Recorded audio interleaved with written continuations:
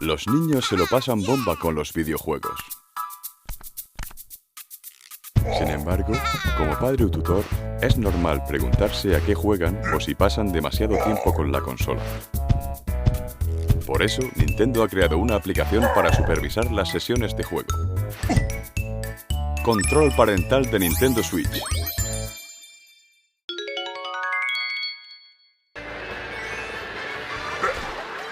A veces, los niños no quieren soltar la consola y los ánimos se caldean.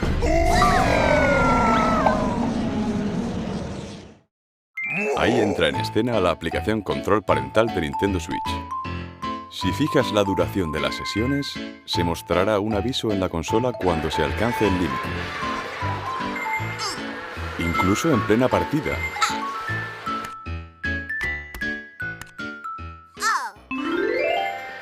Vaya, parece que esta vez el aviso no ha surtido efecto, ¿eh? No hay problema.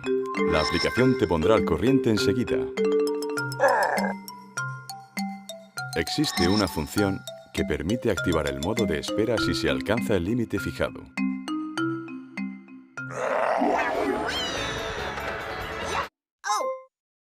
Aunque una solución tan drástica quizá debería usarse solo como último recurso.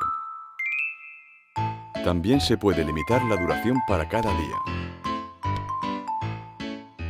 y permitir sesiones más largas los fines de semana, por ejemplo. Si el niño se porta bien, igual se le puede dar una recompensa. Aunque eso ya depende de ti.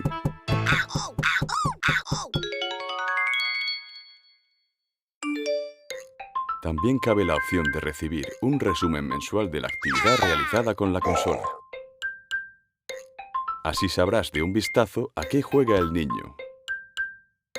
Si te aprendes sus juegos favoritos, seguro que pasáis un buen rato juntos. La aplicación incluye, además, las funciones del control parental de siempre.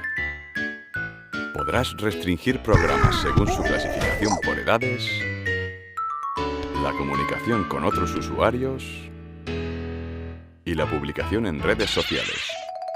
Así, el niño estará protegido hasta que tenga edad para utilizar esas funciones. Configura las restricciones del control parental y olvídate de las preocupaciones. Diversión asegurada para toda la familia. Control parental de Nintendo Switch.